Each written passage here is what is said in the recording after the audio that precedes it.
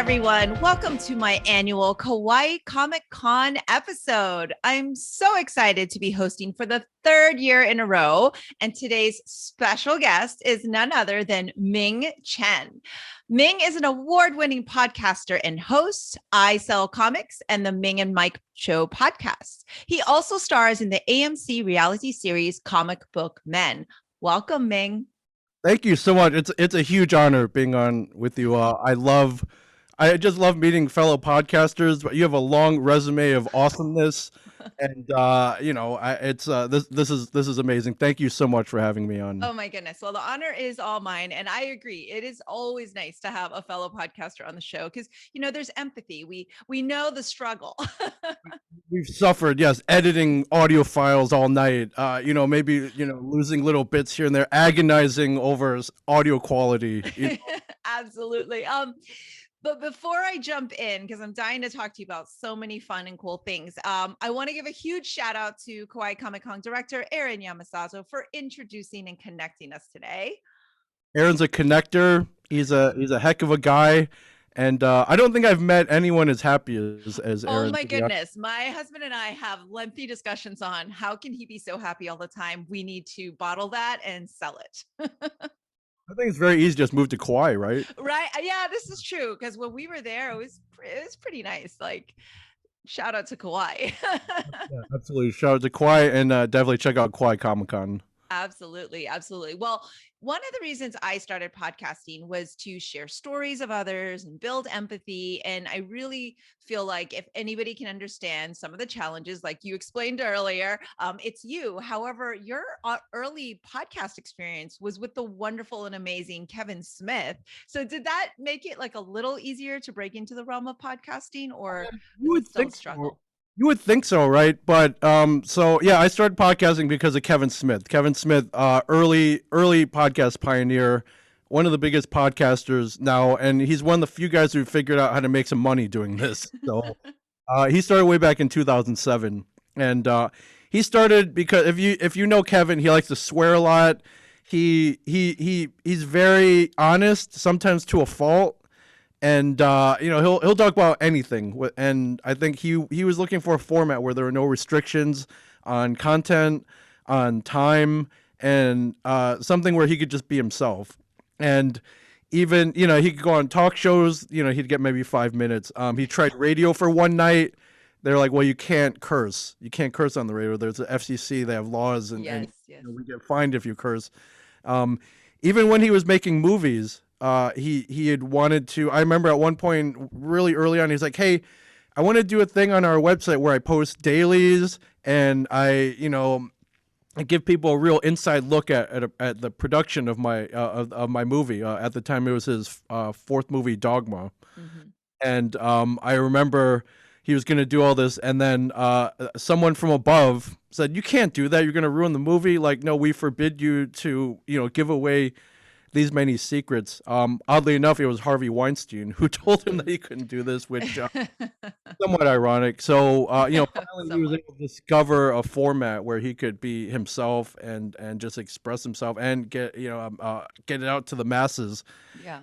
So I was a guy who I was this tech guy. I sat behind the computer. I uploaded his podcast to iTunes and made sure that it got, after he recorded it, I took it over from there. And then a few years after that, he was like, "Hey, I'm starting a network. I need other shows that aren't just me. Like, every show can't just be me. I need other voices. Yeah. I want you to start a podcast." And I'm like, what are you talking about? Why would I start a podcast? I'm not famous. I'm not a good storyteller like you. Of course, people will listen to you because you're Kevin Smith. Like, why? At the time, I was just known as a guy who worked for Kevin Smith. Let's hear a podcast about uploading files and. Surprisingly, though. Yeah. Now that I know that, a lot of people. But at the time, I was like, "There's no way." Like, where, and what would I talk about? You have stories about meeting famous people and making movies, and how you got there. I have none of that. What would I talk about? He's like, "Well, what do you like? What could you talk about for 45 minutes to an hour without researching it?" And I'm like, "I don't know, Star Wars, comic books, and food." He's like, that's a podcast. Oh my God. Exactly. A few people on this earth enjoy Star Wars comic books and food, just a few. So I think your demographic outreach is pretty much set. Yeah, but even then I was so doubtful. I was like, listen, I had no desire to be behind a microphone. I was like, well, I didn't go to broadcast school. I have no Yeah. experience doing this. He's like, it doesn't matter. You just be yourself and you'll find your audience. And I was still doubtful. I was like, who's going to listen to me talk about Star Wars comic books and food? He's like, well, people who like Star Wars comic books and food. So, a lot of things I do because of at his insistence. It's funny when you work with Kevin Smith, like weird things happen. You start podcasting. You go to you set up all day film festivals for him. Hmm. You wind up on a reality TV show. It's so weird, but he's a great motivator. And yeah, so one at his insistence, sat down with some podcast gear in the back of a comic book shop. I grabbed fellow comic book men, co-star Mike Zapsik, and we started a podcast called I Sell Comics. The first one, we didn't know what we were doing, but I had a list of things that I wanted to talk about. Kevin asked me to, if I could fill 45 minutes to an hour, and we ended up going 2 hours with that. So, it's so much fun. Yes. And yeah, that was back in 2010, 2011, and we've been going ever since. I think we just recorded our 313th episode. Amazing. Like, kudos to you, because I like we kind of talked about earlier, it's a bit of a struggle. Like, I love that it's part of your career. It's a big part of what you are able to do. Like for me, this is just a passion project and everything. But like, I love also the opportunity to kind of share disaster stories, because it's such a rarity that I have a fellow podcaster on the show. And even though I am not a professional like you are, I definitely feel like maybe I have more disasters because I had to just kind of figure this out. But I'm guessing that you have a few that you could possibly share. Oh, disaster. I mean, we've all, recorded that awesome podcast, and then, it's computers, right? Something always goes wrong. Yeah. You try to prevent that, but we don't control ones and zeros, bits and bytes. I don't know how Apple, works their magic or anything. So, the worst thing that could ever happen is you lose an entire episode that you spend an hour, and change recording. The conversations were spontaneous and magical, and something goes wrong, and there's nothing more frustrating than that. And now, if you look behind me, I actually run a podcast studio now where I rent to other people and I help other people launch podcasts. And you can't lose any episodes. Like that's your job. Is to, record great quality episodes for other people. So with all disasters, it's a learning experience. So after that first one, I was like, okay, how do I prevent this so this never happens again? So I have now I have 3 backup recorders going, and I'll record it digitally to my computer, and I'll get it on the board, and multiple recorders. And however, what I prepare for every disaster. Yeah, contingency is key. I've found, and as an indie filmmaker, that's another thing too. Contingency is key. Like, you just know, plan for the worst and hopefully the best, outcome will happen. But I want to also kind of talk to you a little bit about that learning process, because you just mentioned the learning, and I think that's huge, because as a kung fu teacher, it's my nature to constantly feel like teaching and learning, and it goes hand in hand. And one of the things I've loved so much about podcasting is that I learn every episode. And I was curious, like, what you feel maybe you've learned about yourself through podcasting. I think I learned a lot. So when I was growing up, high school, college, I was very shy. I didn't talk to anybody. I didn't talk to anybody unless spoken to. I would never initiate a conversation. I was just afraid of awkward silences, and the biggest fear is like, well, what if I don't know what if I don't know what to say? I think that's the biggest fear for everybody is especially when you meet new people. It's like, hey, how are you? My name's Ming. Then what? I didn't know. And I preferred to keep to myself. And a lot of people are like, wow, you were quiet in high school, because now all I do is talk into a microphone. All I do is podcast with people. All I do is meet people at Comic Cons or after. But it took a long time to get to that point. But I think podcasting really brought me out of that shell for sure. And I mean, I think that's a very positive thing. It's definitely helped me with just basic interactions with people, meeting people.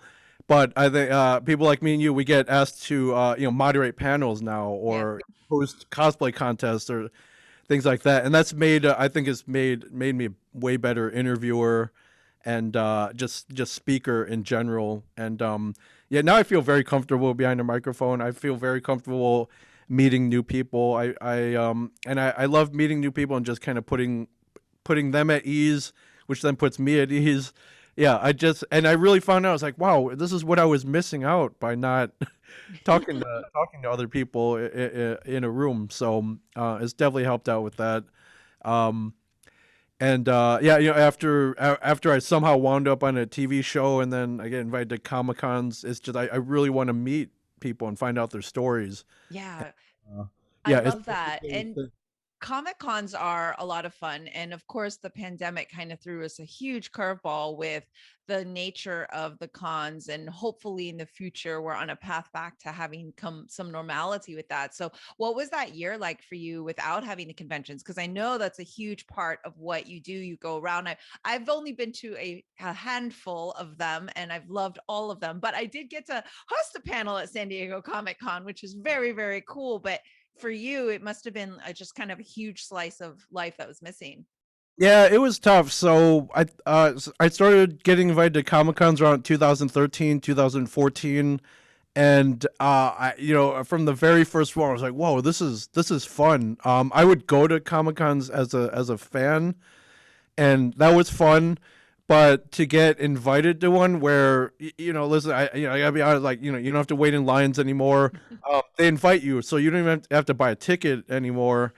And then you kind of so I've been in front of the table waiting in line for autographs, waiting for in line for selfies or commissions or to meet artists. Now I got to be behind the table, and I was like, whoa, this is a lot of fun too. uh, yeah, I started ramping up. 2014. I was like, wow, this is fun. How do I go to more? So I started reaching out to conventions and like I would sometimes just pick a city that I wanted to visit. If they had a Comic Con, if they did, I would hit them up on Facebook or Twitter, or if they had an email address like, "Hey, my name is Ming Chen. You might know me from Comic Book Ben. So you have a con coming up. Do you have room for an extra guest who will bring his best and loves having a good time at cons?" Mhm. And a lot of the times they were like, "Yeah, well, yeah, thanks for reaching out. Right. Can you come out?" I'm like, yeah. So that it was a great opportunity to not only go to a con but see a city that I'd never been to, Absolutely. meet a lot of cool people. So I started out, I think maybe I did like 10 cons the first year, and by the time like 2018 2019 rolled around, I was up to like 25 or 30 a year. Wow. Which was sometimes it was almost every weekend. Mhm. Sometimes I would fly home, like do my laundry, and the next morning be out to another city, and I loved it. I loved it. And then when the pandemic came around and they started slowly getting canceled or postponed, I mean, we saw it coming, and we thought it would be short lived, and it wasn't. And then I was like, okay, I don't know when these things are going to come back. It yeah, it was sad. It felt like a piece of me was missing every weekend. It would have been worse if the cons were still going on and then I couldn't go, because then you get that Right. FOMO. missing out. But now that none of them were going on, I didn't feel as bad. Okay. But I was texting my friends like, oh man, we would have been at San Diego this week. We would have been Exactly. in New York. We would have been, where in Houston. Well, every year, this is the second virtual Comic Con I'm hosting at Kauai. I'm really bummed that you and I are not sitting in Kauai, Hawaii right now. Yeah, but as most places, they're like, okay, we're not canceling, it's just postponing or Yes. postponing. So, can I wait, another year to, finally be at a table next to you, enjoying the Kauai sunshine and if that's it's a small price to pay, especially after what we're going through, and Absolutely. and it when they do come back, and some of them are coming back now, we're gonna appreciate it that much more. Absolutely, yes. Absence makes the heart grow fonder, so they say. But you're right. It just feels like we're close. We're right on the edge of it. But I'm with you. I think safety is like the number one thing. So I'm grateful also that we're still able to podcast and host a Comic Con and be in this platform where we can still connect and have this opportunity. Because if this happened several years ago, we would all just be sitting in our homes, by ourselves. Oh, yeah, I think we would have been going crazy. Yeah, if there was no, no Netflix, no Yeah. Zoom conferencing, no, no hardcore internet ways to entertain ourselves. Yeah, I think, yeah, I think it just would have been a horrible, horrible experience. Yeah, well, fortunately, we're not in that. So, I also want to take the opportunity to talk to you about comics because although I was very late to the game in the world of comics, I'm a huge comic book geek. And like you said earlier, I've had a lot of comic creators on my show. That's part of my podcasting thing, too. It's like I just want to talk to the people I'm super curious about meeting and enjoying finding out what their journey has been. So, but what drew you to comics? I got my first comic book when I was 6 years old. Of course, before that, I knew when I was younger than that. Yeah, I knew who Batman was. I was aware of Batman and Superman and Spider Man, but I couldn't read. I couldn't read a whole comic book prior to that. 3, 4 years old. So when I was six, a fellow classmate in first grade gave me a copy of the Avengers. It was issue 214. I still have it. It's definitely an artifact in my history. And on the cover is Iron Man, and he's fighting Ghost Rider. And in the background, you see Captain America. He's like, "Oh, what's going on?" And I remember him handing it to me. I was like, "What is this?" He's like, "Well, it's a comic book. Read it. It's got pictures and words and superheroes." And I saw that cover. I was blown away. I was like, "What? What is this? This wasn't Jack and Joe Roll Down the Hill. This isn't a nursery rhyme or Dr. Seuss. Dr. Seuss, yeah. These are, there's a guy in gold and red armor, and this guy with the flaming skull, and a guy with a shield. I was like, what is this? So I devoured that comic. I read it cover to cover. I remember being, the comic was great. I remember being especially entranced by the ads, though. So there was the ads for like the X-ray specs and fart powder and invisible ink and sea monkeys. There were ads for the Saturday morning cartoons at the time. Oh, okay. Um, like the Hostess fruit pie ads. But I like that was, I think, pretty much the only the artifact of pop culture that I really had. I had toys, but this thing was a whole story, and I just I remember becoming almost borderline obsessed with it. I would just read like everything from front cover to back cover over and over, and that I think I was hooked immediately since from there, and that's why I think all kids should be given comic books or get exposed to comic book culture for sure. Agreed. And for you seeing those comics, I love talking about the historical concept of you had to wait for the next issue to come out because that still kind of happens in comics, whereas the Netflix and the Hulu binge type Yeah, of feeling, like it's very different in terms of what the youth is willing to wait for. yeah.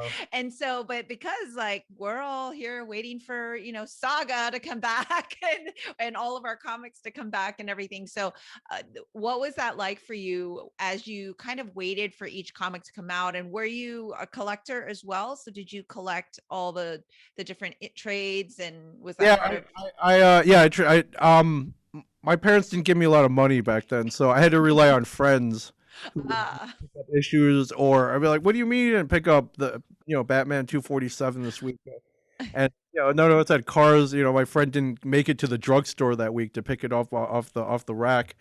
Um, so it was when I was younger, it'd be random comics that I could procure either through friends or cheaply, or sometimes I would just be out and I happened to have some money, so I would buy random issues um, here and there.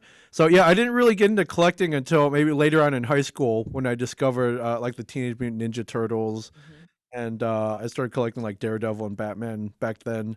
And I think it wasn't until I get a little older that there were actually physical shops devoted to comics. Like I remember discovering my first comic book only shop in the town I grew up in later on in high school, and I was like, "Whoa, what is this? Like, this is you only sell comics and back issues here? This is And the lights were coming down upon the yeah." shop. Like, you're a genius. You guys are gonna make $1 million, and I don't think they made anything close to $1 million. Unfortunately, it's a tough industry, but Yeah, but they love what they did. But yeah, and you were talking in the anticipation, new comics come out monthly. You know, if they're serialized, and I like that as well because I would talk about my friends like, oh, did you read what was in the last issue? Maybe end on a cliffhanger. We would spend all month waiting for that next issue, and it sparked a lot of discussion, a lot of speculation, and yeah, now with the binge watching mentality that we have, yeah, I think we've lost some of that. And so that's why I miss the days of like Game of Thrones would come out every Sunday night, and people would have like viewing parties every Sunday night and talk about what happened in the last episode. And I think that's really changed fandom now that you get it all at once. Mandalorian. I'm glad that things like that they release weekly, and and I get the Marvel TV show, WandaVision, Falcon Winter Soldier. Mhm. They don't give it all to you at once. I think that's a good thing. I do too. I think there's something to be said for the patience, but like you just mentioned, I'm in book clubs and there's something to be said for having those discussions, Yeah, right? It's not only just to kind of be geeky about it, but I think there's a creativity and just so much that happens organically there that we lose out on when we're just like, well, we want the beginning, we want the end, and we want it to be done, right?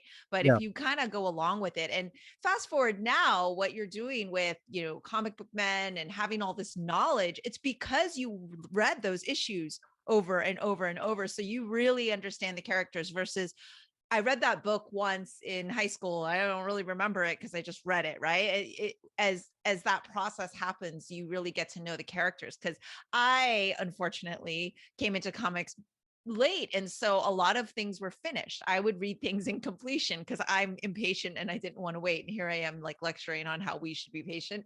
But my husband knows so much about characters. I'm like, how do you know all this? He goes, because I only had one issue to yep. read for a month. Yeah. I read it over and over, dissected it, read. You were not desperate, but we would read even the letters columns, Yeah. or you learn a lot. You actually learn a lot from those letters comic. Absolutely. That's actually one of my favorite parts of comics that I kind of miss if they're not there. Yeah, for sure. But I understand. I remember I didn't read Walking Dead originally, so I started with the trade paperbacks, and I was devouring those things. You could read a Walking Dead trade paperback probably in about an hour or so. Yeah. And I'm lucky because I have the comic book shop, so I read the first one. I was like, "Whoa, well, this is great!" So I would walk back to the store, put it back. The second one, I think I was maybe like 5 trade paperbacks behind before I caught up to when they were making them, and I couldn't imagine reading something like Walking Dead, like waiting. Yeah, it's such a journey. It's For such the a next journey. one. So there's of course there's something to be said about trade paperbacks binge watching, but yeah, I think we lose that month-long discussion. Um, but I guess the way people deal with that now is there are all these like recap podcasts. Oh my goodness, yes. They'll talk about the shows, or they'll even talk about old shows that came out 30 years ago and dissect each episode. And I always laugh. I find it ironic that the recap episode is longer than the actual episode that they're talking.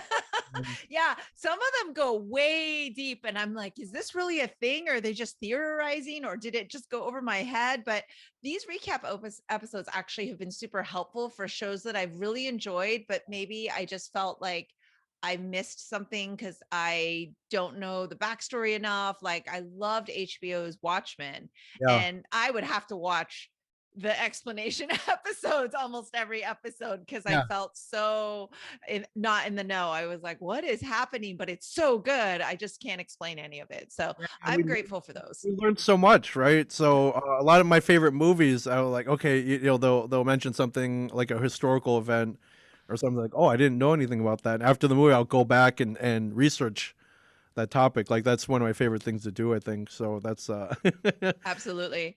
yeah, that's Um, Is there a comic that has like really surprised you that you were maybe reluctant to read that someone recommended? Or is there a book or comic or something that you could think of that you were like, man, I really didn't think I was gonna love this, but that it ended up kind of being super, super exciting for you or something Oh you kind of man, I took to? think you know, before I was reading, you know, Marvel and DC and Image, so kind of like the big three comics, and I would read books about established superheroes, you know, because Mhm. you know, I knew them already. I had an emotional attachment to them.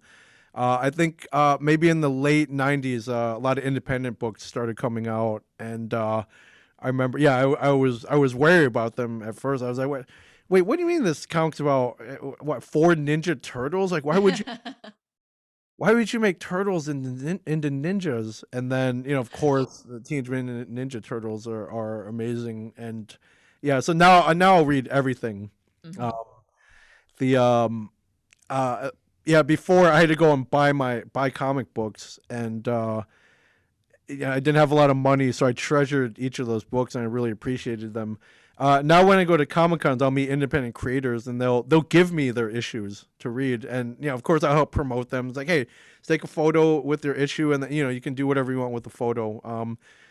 Definitely say that I endorsed it personally. You know, if that helps you, you know, get published or sell more issues, absolutely. And I love reading those now.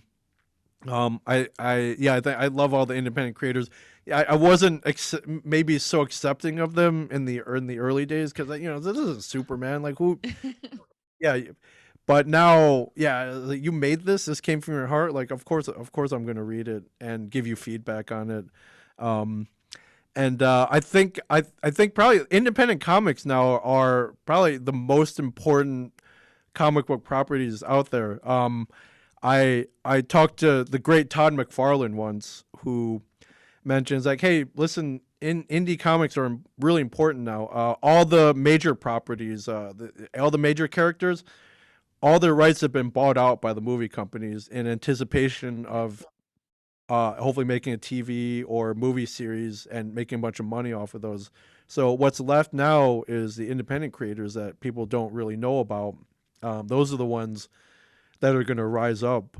There's going to be a really, really great independent story out there from somebody in, you know, in Maine or Iowa or, you know, or whatever, and that's going to be the next big thing. Just someone has to discover that, and that's you know, they're going to have all the power soon. You know, Well, I think that's nice though, because you want to get those different aspects. You want to get that different creativity. You want new stories to be told, and it makes it much more interesting to us as readers as well. Now, you've mentioned, you know, in passing that okay, you didn't have a lot of money to get all the comics that you wanted, and I love the fact that you were so nostalgic. You somehow held on to that first comic that you yeah. ever read, and you still have it. Now, I grew up in Orlando, Florida in the 80s, and it was not a very diverse city. And I understand you grew up in Ohio.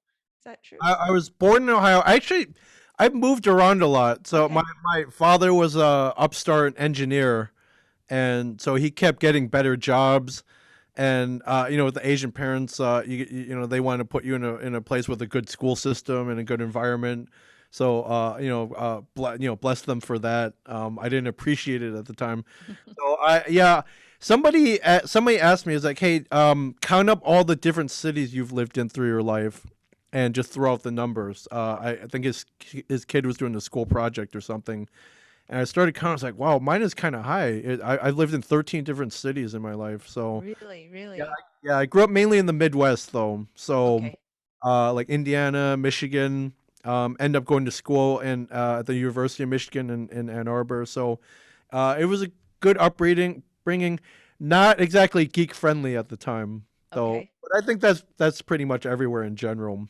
Um, Yeah, I mean, geek friendly. It's so interesting because that word has evolved so much over oh time. yeah, But for me, I'm trying to identify with you because obviously we're both Asian American, and there's a lot going on now for Asian Americans for one. But in terms of your upbringing, because you moved around so much, but you were in kind of that Midwest area, what was that dynamic like for you? Because for me, I was very aware of the fact that I was very different from the majority of who was around me, right? I was kind of that Asian girl, very, the token, the shortest one. And I always in the same place at the picture every year because it's by height. And so We're always in the first row. always Always, in the front. yeah, which is not a bad thing because people, people notice you, people see you. Yeah, I think I was very lucky. The upper Midwest, I think was a little more accepting, maybe not as diverse. At any given time when I was growing up in elementary school, maybe there was another Asian, a Filipino Filipino kid, maybe a couple kids from India or with an Indian background. But yeah, I it was I think everyone was fairly accepting. Of course, I got the kung fu jokes. I got, in the early days, very rarely I would get, maybe not a slanty-eyed joke, but just some of the, but not, I was never really bullied too much. I think I got pretty lucky on that. Yeah, although I have whenever I felt threatened, though, if anybody did try to bully me or maybe just act tough, I remember what I would do. I would tell these kids like, "Hey, you better back off because Bruce Lee's my uncle." And whoa, yeah, I used yeah, and this was in Way 1983. to throw stereotypes back and use that as your defense. I love it. Yeah, I really reached though for the ultimate, the ultimate badass. I'm like, listen, you better not mess with me. Bruce Lee's my uncle. Now, yeah, this is 1983, mind you. They didn't know he'd passed away 10 years prior. So, but I use that. I use that a couple times just in case things got almost heated and they would back off immediately. So really, that's fascinating. I think there's something really interesting about which you shared, and thank you for that. I think it's interesting because when you and I grew up, there's discussions that we had at the time. There are things that are said to us, and we don't consider it like we were in this oppressive and very, highly racially charged time period. But, fast forward to now and kind of seeing the dynamic between the knowledge of what words like that impacts and how that can impact people is very different. So for example, a youth of today hearing some of the things that you are hearing would probably be impacted very differently because of what they've seen. For example, seeing elderly Asians being abused on the street. And so I think, would take it very differently. I think when we grew up, there was kind of more of a lightness, but also maybe an awareness, right? Like ignorance is bliss. Like we didn't know that could lead to being racist or that could lead to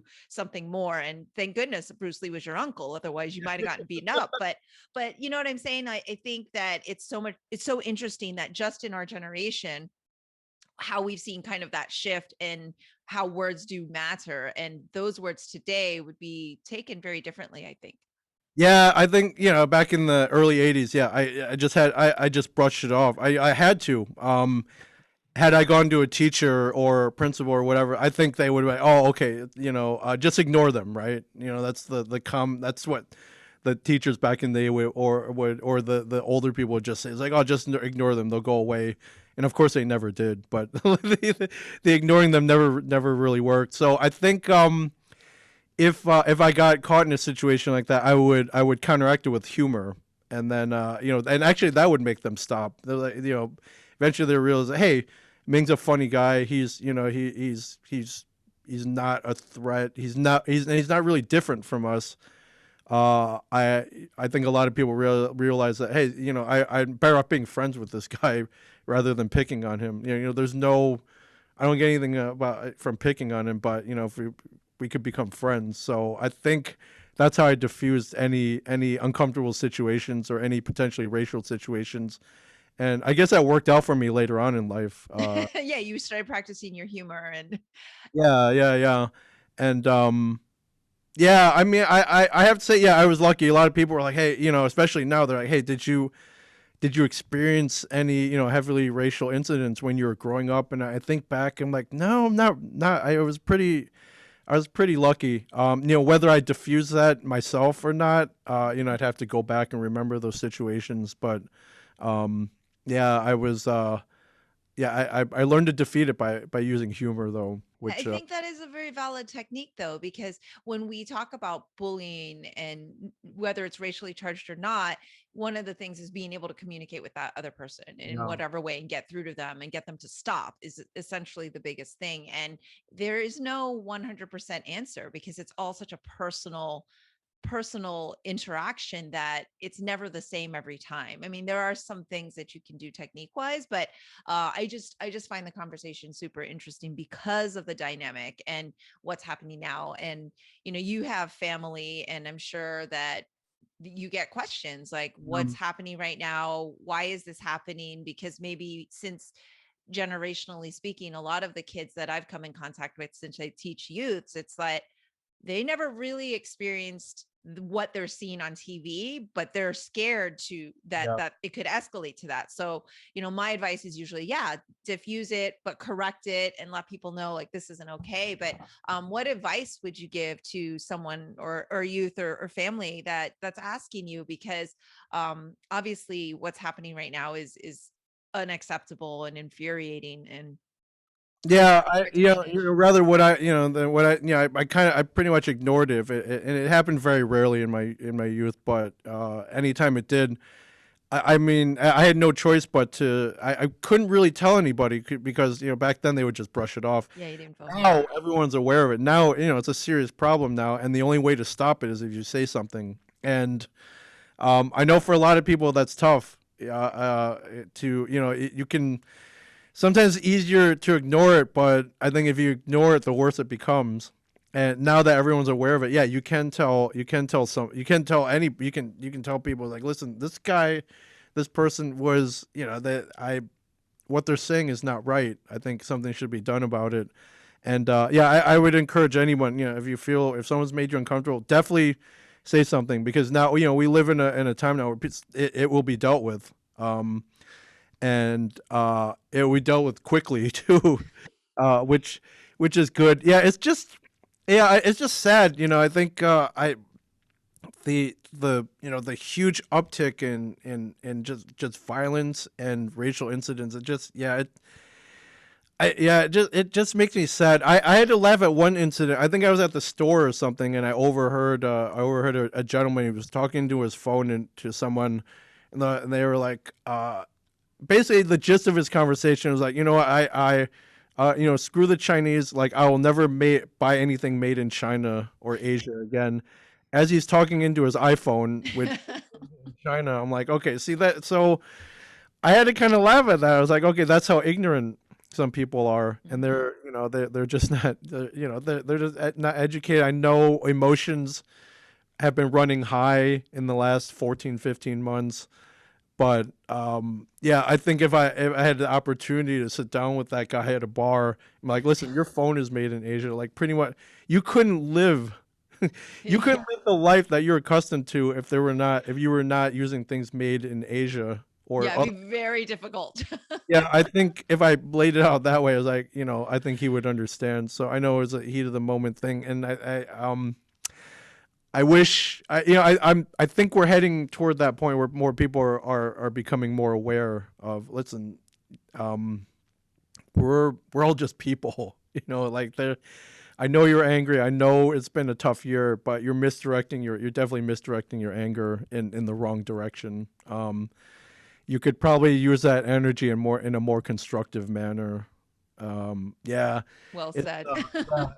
it's tough though. I don't, I mean, no one like to see anybody get attacked for no reason. But I think for me and you, if we see an elderly Asian woman get attacked, we think, that could have been my mom. Yeah, It could have been my absolutely. grandmother.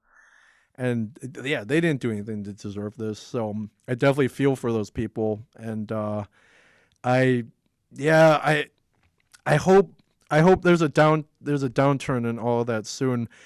It's funny, we were trapped in our houses all this time, right? So I Yeah. thought, and we were fighting an enemy that saw no color, no borders, no race, no gender, whatever. And I thought this would have brought us together more. And I don't know if it did, and maybe in here and there, but I really thought, we would have been found some more common ground through this. Yeah, I'm with you there. There was a big frustration in the beginning. You thought, wow, well, this is something literally worldwide, Yeah. not just a United States problem, not just a Europe problem, not just it was a worldwide problem. So it was something that should have been unifying, like you see in the movies at Independence Day and Will Smith and like everyone, the whole world. It's didn't work out that way. I really feel the same as you. It's been so divisive, and if it's a matter of us just loving one another, wanting our loved ones to be safe, like that's the ultimate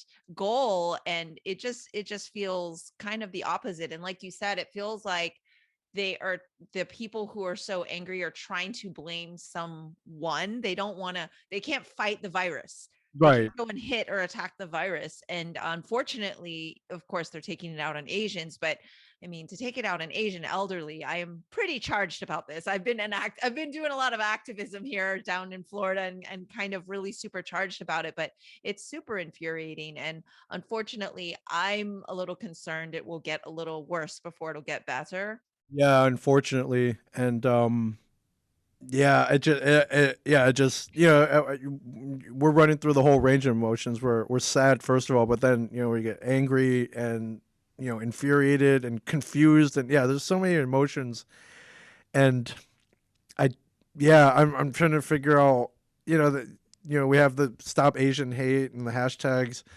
Does that work? I don't know. At least more people are aware of it.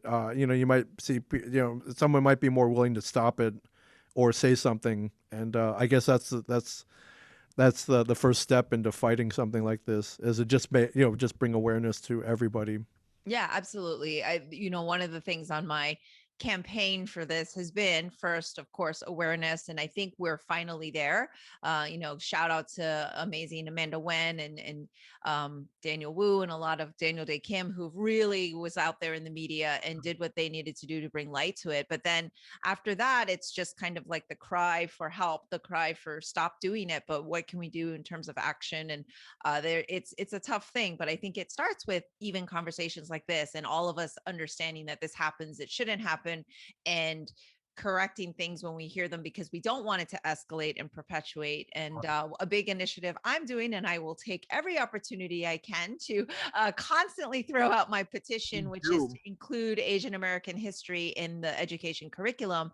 Oh, I yeah. think we're just lacking in knowledge of what Asian Americans' place has been and how why systemic racism is there and perpetuating that. So I mean, these little steps, they will all add up, but in while you're in it, it just feels like we're not moving anywhere. And it's really it can be a little bit frustrating at That's times. awesome. Yeah, I don't think people realize. Before I think I took a course in college about Asian and Chinese American history.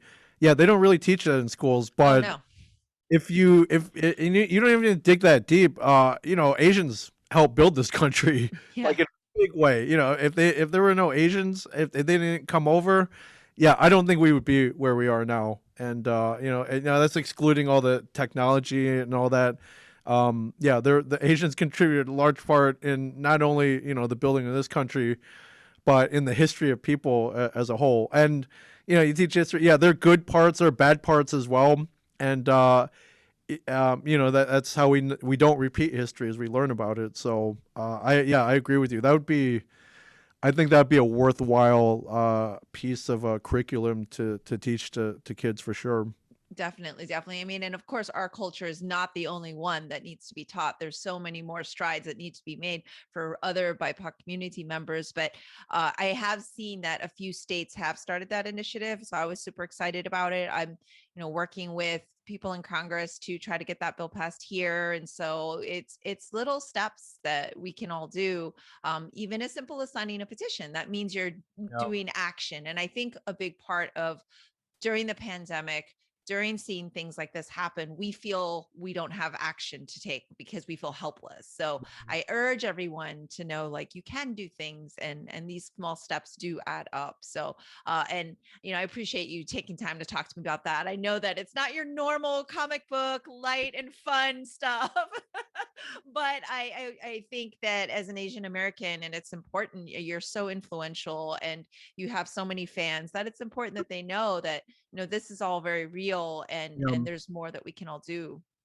Yeah, absolutely. And yeah, and I mean, if I can even some way help influence one person or a couple people, yeah, that's totally worth it for sure. Absolutely, absolutely. So I know a big part of what you do is help others podcast. So you mentioned you're at a studio now, Yeah. and you help other people podcast. And so I'm sure people are listening and they want to be the next Ming Chen, and they want to be the next one to have so many followers and have people listening in on a platform. Like, what advice is your kind of general advice to give to people who want a podcast? I if you have questions, definitely contact me. So I fell in love with podcasting so much, which is ironic. As I told you earlier, I didn't even want to do this. I didn't want to talk into a microphone. I had, I would help other people who wanted to do it, but I had no desire to step behind a microphone.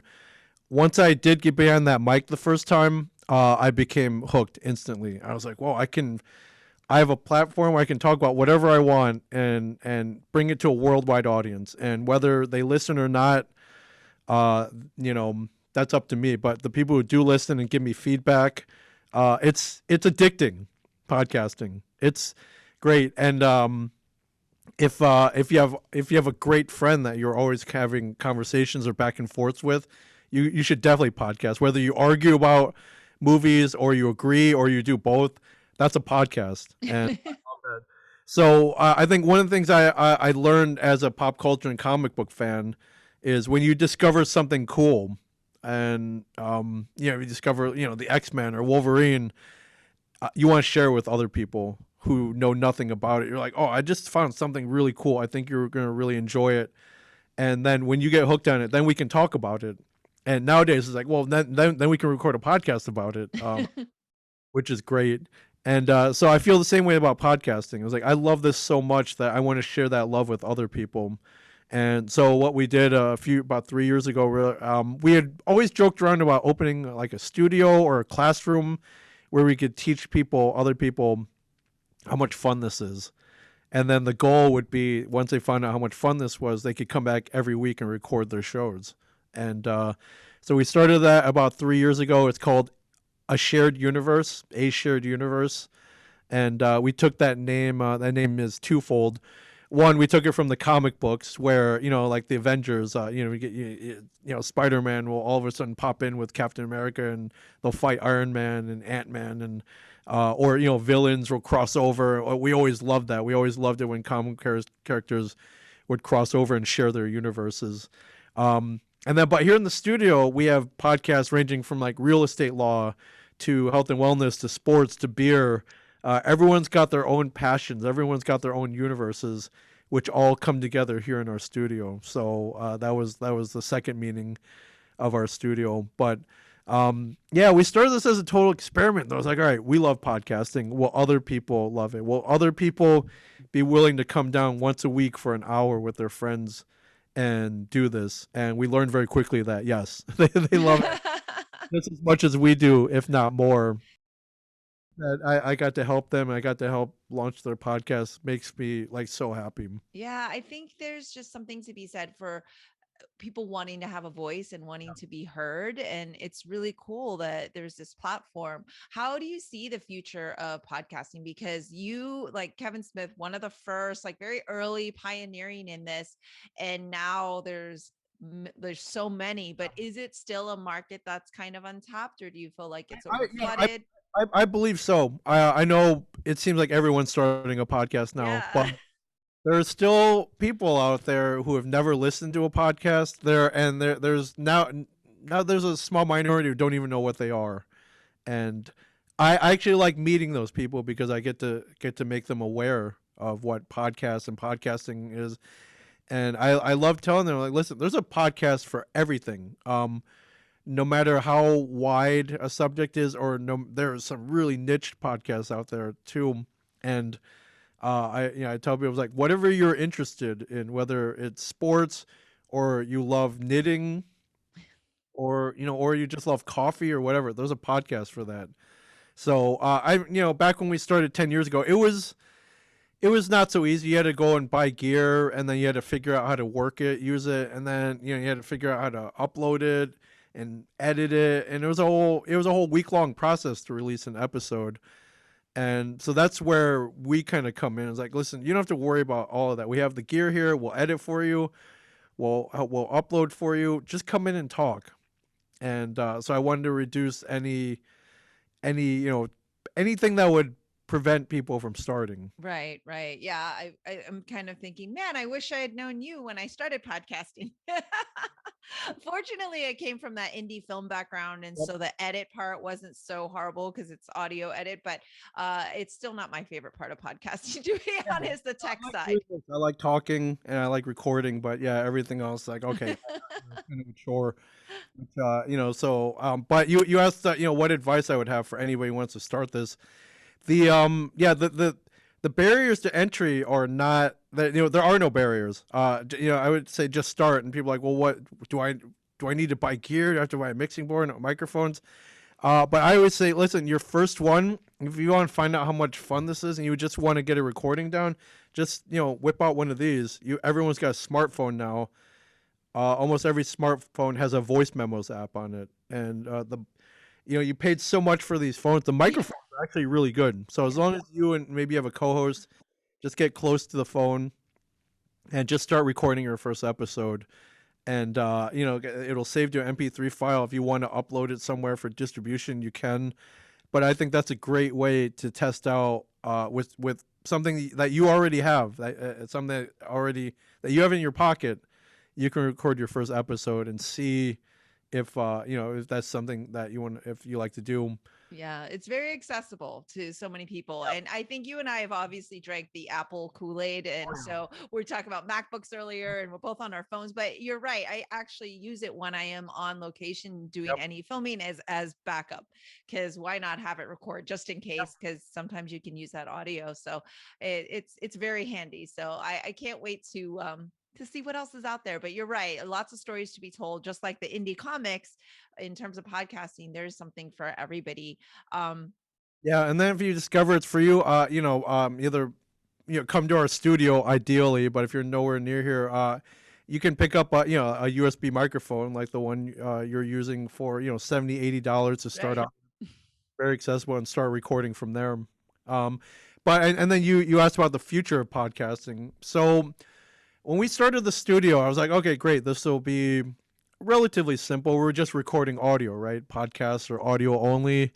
We record audio, edit it, upload it. It goes on to Spotify and iTunes, and then that was it. As we started, we discovered you could hook up a webcam and live stream your podcast. So I was like, oh, that could be fun. So we started doing it just to explore the technological aspects and just figure out how to do it. And inherently, it's not that interesting watching two people at a table talk, but people will watch it, including me. So later on down the line, our clients caught wind of this. They're like, "Oh, are you live streaming? Can we do that?" I'm like, "Yeah, I guess so. We'll do that." And now everybody wants it. So I think the future is actually will incorporate a video element, and I think a lot of people will want to live stream as well. There are platforms out there you can live stream, interact with the audience, which is really amazing. And yeah, I definitely think that's a future. Yeah, I didn't want to incorporate video just because it was another aspect. Yes. You got to buy gear and SD cards and focus and lighting. But I think that's kind of where we're heading. So Yeah, I think also because of quarantine, we're so all used to the Zoom and seeing one another, and people are kind of used to now watching two people talking on screen, and it's become more normalized. So I'm kind of with you, and I'm kind of cringing about it, because what I loved about podcasting was that I didn't have to worry about video and syncing and all of that. As when I do film stuff, it's like, oh, it just takes one more that extra step, which can get complex. But you're right. I think that there is a lot of draw to the live stream and that interaction, and something about being live. And I think there's all of that. Now, as we start to wrap up, obviously you've been working with Kevin Smith for a really long time, and he's just got such a huge cult following. And I know you've talked about him at length, and I know that you guys all are constantly kind of talking about the culture, but what is something you can share that maybe a lot of people may not realize about him, or that you've come to learn through your friendship, and it sounds like even mentorship, as he's been the one that basically pushed you into this world. I think that's a big thing is whether he's trying to or not, he's he's been a huge influence in my life, definitely. But if you listen to him, almost every one of his interviews or Q&As is, whatever you love doing, keep doing it. It's life is so short that if you're going to a job you hate, but you really want to make film or you really want to podcast, you should find a way to shift over to that and make your living. That's part of the reason why I opened the studio, was because I wanted to, I wanted to podcast and make a living at it, and not only that, but share that love with other people and help them podcast. And when I started, I was like, I don't know if this is gonna work. Will people, pay money to rent a studio for an hour specifically to podcast? And as we know now, yes, it's a pretty big thing. Um, but no matter how far fetched, he was like, listen, if that's what you love doing, go and do it. Because that's what I did. In the '90s, I wanted to make a movie, and back then it was all Hollywood. You needed $1 million budgets, and he went and just got 10 credit cards, sold his comic book collection, made Clerks for $27,000. Listen, and he was the ultimate example. Guys like him and Robert Rodriguez and Tarantino, to an extent, like, listen, we found a way to do it, and based on that, we were able to do it over and over again and make a living at it. And he really kind of opened my eyes to that. Where, um, my parents are still calling me. They still want me to get a real job. I was gonna ask you about that, actually. Yeah, they don't.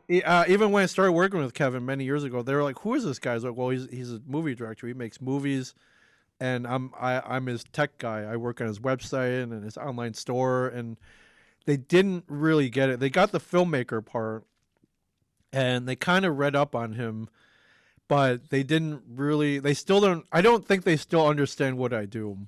And Do they listen to your show or watch your show? the TV show, they watched a few episodes, Okay. which I think they enjoyed. I don't think they listen to any of the podcasts, but I think one of the kind of big things I did in my life, though, is I went home one over Christmas, packed some podcast gear, and one morning after breakfast, like, hey mom, can you sit down? I want to interview you for a podcast. And the first thing she said, she's like, "Oh, I'm not dressed for this. I don't have any makeup on." I was like, "Mom, it's just audio. It's just audio. I just want to interview you." And I'm so glad I did, because I learned so many things. I should have asked more questions as I was growing up, 'cause I didn't. I know stuff about my parents, but I learned so much by interviewing her for for about an hour, and I'm so glad I did. Now, and I released that episode, and it's yeah, I learned so much. So after that, I was like, "Whoa, I got to interview my dad now. I got to get my dad on a podcast." So I got him, and one of the things I encourage everybody to do is like, "Hey, you should podcast with your parents, if you can, if they're still around, Yeah. or family members, or your kids, just to get a permanent audio record. Or if you want to video it, you can too. But I think with the audio, it puts more people at ease." And I think that was one of the coolest things that I did, was a podcast with my parents. Yeah, I love that. I love that. I have, of course, interviewed my parents. I did a full documentary on my father, but my mom, I did share a lot of her culture and everything on my show. And you're right, you just learn so much because you're just in a different capacity of conversation with them. And I was going to ask you, as an Asian American, because of course we're here trying to fight and dispel the model minority myth, but there are stereotypes and there are very typical Asian American things, such as you need to have a quote unquote real job. Yes. And I was curious what they thought of your career. And I mean, now that you're successful, if they still think you should be a doctor or a lawyer. Oh yeah, yeah, definitely, definitely. Yeah, my mom still wants me to go back, get a master's, a higher education degree. maybe get a real job with stability and all the things that are supposedly more stable or real or whatever. But despite all that, they support me, but warily, I think. And it's out of concern, though, of course. Yeah, and I don't think lawyer or doctor is anywhere in my future, but I think at the very least maybe I could become a like an adjunct professor somewhere, There you teaching. go. I On think podcasting, yeah. at a university, I think the word university would be like the magic word for them. Right. Yeah, Professor Chen. Professor or even adjunct. Where are they? Are they immigrants or are they born here or They both came separately in the mid 60s to go to college. My dad was in North Dakota. My mom was in Minnesota in Fargo, and it's a pretty interesting story, which I got podcasting with them. yes. Every weekend they would bus the Asians to one campus or another to hang out, and that's how they met. And thank goodness that happened, or else I wouldn't be Of here. course, of course. And where are they from? Or They where from were they my dad is from Fujian. Fujian? He's Fukinese, and my mom is close to the Beijing area, but they both grew up in Taiwan. After Okay. the Cultural Revolution, yeah, they I escaped. was gonna say, oh, how did they get past the language barrier? Because people who don't realize there are a lot of different dialects of Chinese, and they don't all communicate and speak the same. But yeah, if they both speak Taiwanese, then that would be a commonality. Or do you speak as well? I so Mandarin, I can understand all of it because my Okay. mom yelled at me in Chinese. So Ah, so 你会说普通话? yeah, exactly, Good. yeah. Speaking has been pretty rough because I never had anyone to really practice with. Okay. Language courses in college. I think the one that I really like was the reading and writing Chinese. But if you don't do that constantly, you lose it so quick. Oh, it's a memory game. That's why, because it's not like you can do phonetics or spell it out. I mean, you have to memorize all the symbols. So I'm illiterate. I will fully admit. So I know I definitely know enough Chinese to order drinks at a bar, find The the important stuff. bathroom, and to flirt with women, and that's pretty. That I can whip out pretty quick. But anything more like it's like a beautiful mind. I have to look at I have to process it in my head. And sometimes I'll mix the two languages, but and people laugh at me. So, but You mix English and Chinese or oh, different yeah, Chinese dialects? if I can't think of the word, I'll just say it in The English. Chinglish. Yeah. Yeah. I fully understand that language actually. So Yeah, but interesting. I got to go when I was younger. I got to go to Taiwan.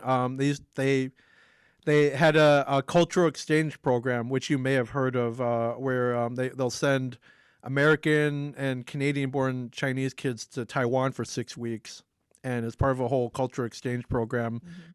subsidized by the Taiwanese government. So when I was 19, I got to go to Taipei for 6 weeks. Nice. And once you're there, you're immersed in there. Like you can't really function if you don't speak the language. So you learn very quickly, like how to order food, just how to get around, how to get a taxi. Mhm. If you want to have fun, you really have to learn the language and learn the culture. So I learned very quickly, and that was a great experience. And Yeah, it sounds amazing. I mean, they say immersion is the best way to oh, yeah, learn if you're going to want to learn a language, but you're like, I'm going to have fun, so I need to learn the language. I like your correlation between yeah, need to learn because I don't want to be sitting alone in my room. yeah, and yeah, that was a life-changing experience for sure. So Yeah, what was one of the things that you kind of learned culturally? Because although you're Chinese, people don't understand like being from actual mainland or Taiwan or even Hong Kong, like being from a different country, but being Chinese American is two different cultures. yeah, because I was born here, so I was born in Cleveland, Ohio, Yeah. which is funny. Is people, meeting new people, especially in the early days, like, where are you from? Taiwan, China, Hong Kong. They think it's so like cool and exotic. I was like, well, I was born in Cleveland, Ohio. And they're like, oh, okay, and then yeah, not as exotic, although yeah, but yeah, But yeah, being over there, yeah, I just learned about just the deep culture and the history, and even the political climate that the Asian people had to endure Yeah. and fight through. It was not easy. Even my parents escaping the mainland to go to Taiwan, that was Yes. an ordeal as well. And I think they had it relatively easy getting out of the country. Not a lot of people had that easy experience. Um, but just seeing part of that 6 week culture exchange immersion is they would load you on a bus and drive you to all the monuments and memorials, and we got to see all of Taiwan. So it was definitely eye opening. Growing up in America, it's completely different. Cities and schools, and they would take you to the museums and stuff on field trips and things here. But I don't think, occasionally, if you were lucky, you got to go to Washington D.C. maybe. But I don't. The deep culture and culture and art and history in Taiwan and China is so deep.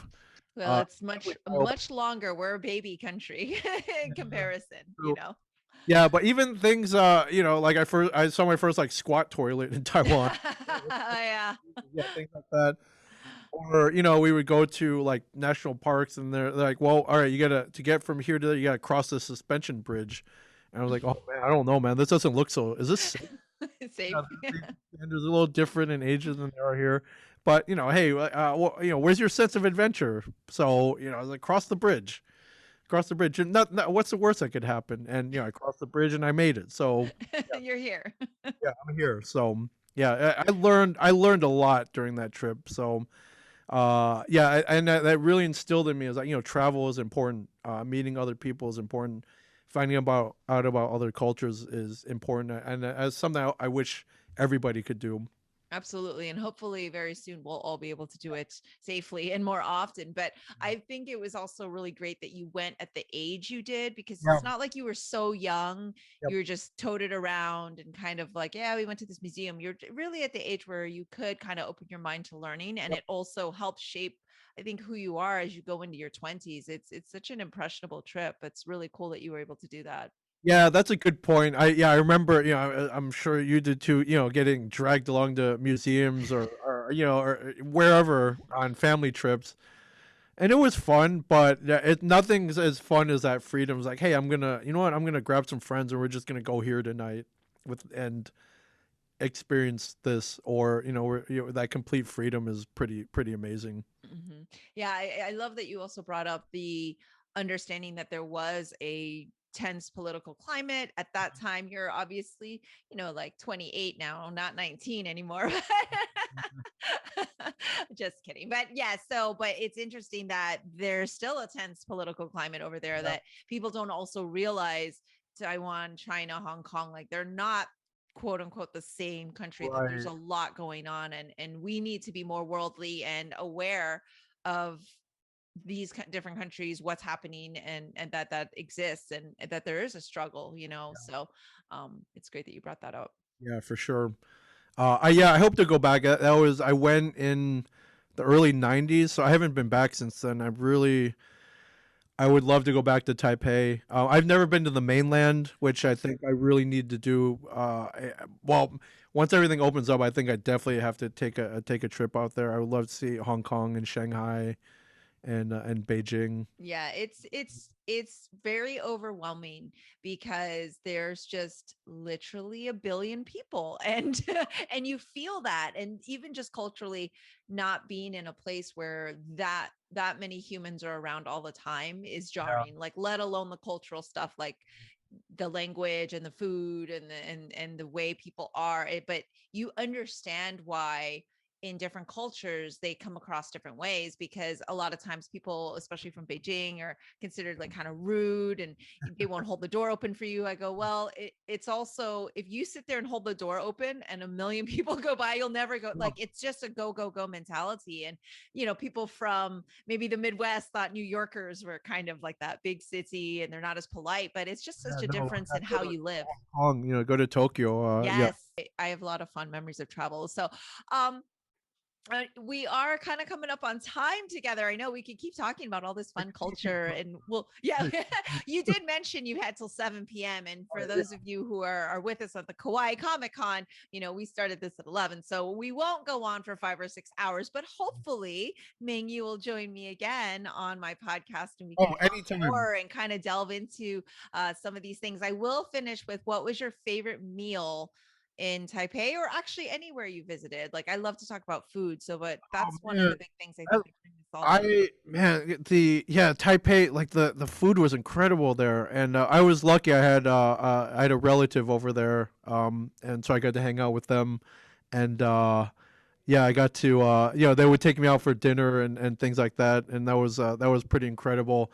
Um, I think, geez, and they would order the whole spread. So we had the Peking duck, but I think my go-to anytime, but I like the really finely crafted ones. Soup dumplings. Yeah, Yeah, the the soup Xiu dumplings are incredible, and they're a place like Joe's Shanghai, which is big out here. Well, it's big on, I think, Hong Kong and Shanghai definitely. But I had some really incredible soup dumplings out there, and yeah, I hope to get back to that. And I know probably the place we went to probably wasn't even like one of the best places, but I would love to go to like Joe's Shanghai in Shanghai. Right, right. Or I keep seeing like on TV like the giant soup dumpling. I've never had that one, the one where you have to stick the straw in. Oh, I have not had that either. I have not had that either. Yeah, that's what it's definitely on my list for sure. Yeah. I love it. I love it. So yes, hopefully you'll come back. We can talk about food and all sorts of other fun things and more comic stuff. But I just wanted to kind of get a sense of who you are, Ming Chen, and share that with all of our wonderful listeners and everyone at Kauai Comic Con. I'm incredibly honored. Yeah, we're gonna have to do this live soon at Kauai Comic Con. I can't wait Yes, for the day. exactly. I am dying to go to Kauai. So Yeah. shout out and aloha to all our Hawaiian friends. And Aaron, thank you again for inviting us. And Ming, thank you so much for being a guest on the show. Thank you. It was a huge honor. Thank you, Shifu.